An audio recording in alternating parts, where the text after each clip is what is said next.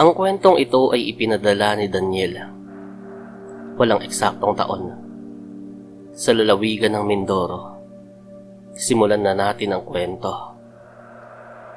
Mapagpalang araw po, Sir Captain Kokak. Itago nyo na lang po ako sa pangalang Daniel. Laking Mindoro po ako. At nais kong ibahagi ang isang karanasan na hindi ko makakalimutan. Naganap to sa isang lugar, sa Mindoro, na hindi ko na lang po babanggitin ang pangalan. Kasama ng aking pamilya, naninirahan kami noon sa isang pamayanan na malapit sa baybayin. Natural lamang yun dahil ang ikinabubuhay ng aking mga magulang at ng halos lahat ng mga kapitbahay namin ay ang pangingisda. Napakapayak ng aming pamumuhay noon. Kontento na kami sa kung anumang pagkain ang ipagkakaloob ng karagatan. Noong bata pa ako, nakasanayan ko na ang madalas na pagpapalitan ng mga ulam ng mga magkakapitbahay. Napakasaya ng mga panahong yun dahil hindi problema ang pera. Isa sa mga naging bahagi ng buhay ko noon ay si Crisela. Siya ang madalas kong kalaro. Naghahabulan kami sa buhanginan ng dalampasigan. At paminsan-minsan ay inaakyat namin ang mga nakadaong na bangka kapag wala ang mga may-ari. Sabay kaming lumaki at sabay ring nakapagtapos ng elementarya. Subalit pagkatapos ng aming pagtatapos, isinama ako ng aking lolo sa Maynila upang doon na mag-aral ng high school. Ayon kay lolo, mas marami raw akong mapapasukang trabaho kung sa Maynila ako magtatapos. Natuloy ang aming pagluwas at hindi man lang ako nakapagpaalam kay Crisela. Hindi ko nasabi sa kanya na 4 hanggang 5 taon akong mawawala. Wala pang mga cellphone o internet noon, kaya walang paraan para kami ay makapag-usap habang magkalayo. Sa loob ng ilang taon ko sa Maynila, marami akong nakilala at naging abala sa pag-aaral. Unti-unti ko nang nalimutan ang kababata kong si Crisela. Tuwing bakasyon naman, ay tumutulong ako sa talyer ng aking lolo. Nang makapagtapos na ako ng high school, nagpasya si lolo na magbakasyon kami sa Mindoro. Tuwang-tuwa ako dahil sa wakas ay mararanasan ko uli ang payak na pamumuhay sa probinsya.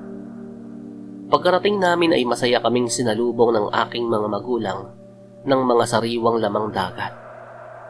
Matapos kumain at makapagpahinga, agad akong nagtungo sa tabing dagat.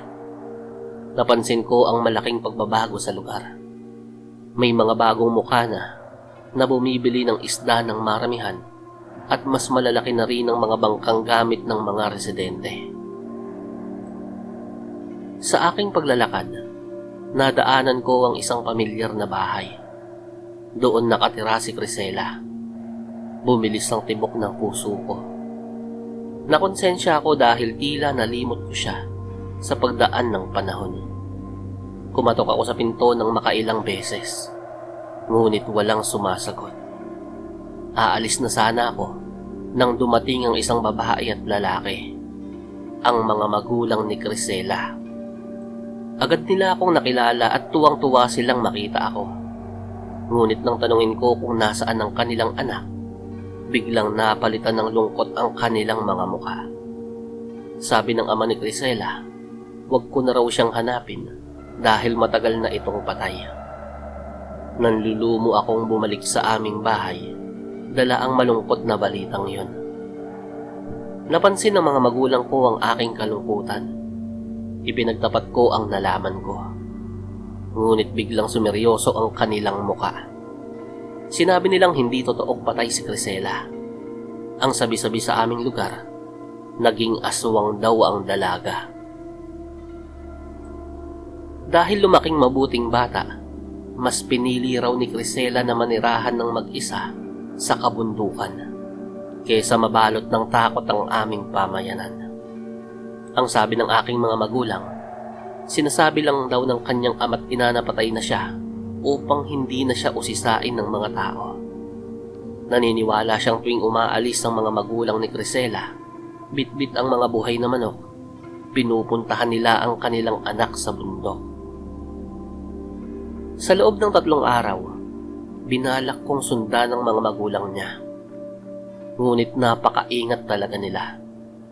Isang gabi, habang nakahiga ako sa papag sa labas ng bahay at nakikinig sa hampas ng mga alon, iniisip ko kung paano ko siya mahahanap. Maya-maya, naramdaman kong may dumagan sa akin. Nang imulat ko ang aking mga mata, bumungad sa akin ang mukha ng isang babae na kulubot ang balat at may nakausling mga pangil. Akmang sisigaw ako nang takpan niya ang aking bibig gamit ang kamay na may matutulis na kuko. "Daniel, ako to. Sumama ka sa akin saglit." Bulong ng babae. Hinatak niya ako patayo hanggang makarating kami sa isang madilim na bahagi ng dalampasigan na puno ng mga bakawan. Doon ay unti-unting nagbago ang kanyang anyo. Nang masanay ang aking paningin sa dilim, nakita ko ang totoong muka sa likod ng anyong pagiging aswang. Ang kababata kong si Crisela. Agad ko siyang niyakap.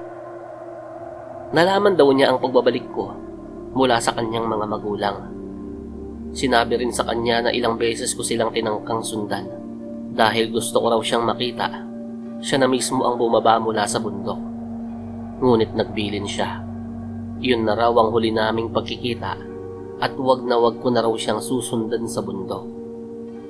Tinanggap na raw niya ang kanyang kapalaran at hindi na siya nalulungkot sa kanyang pag-iisa. "Captain Kokak, bagamat nalungkot ako sa sinapit ng aking kababata, naging masaya na rin ako dahil maluwag sa puso niyang tinanggap ang kanyang tadhana. Sa ngayon, naninirahan na ako rito sa Maynila kasama ang aking pamilya. Ngunit hinding-hindi mawawala sa isip ko ang kababata kong si Crisela."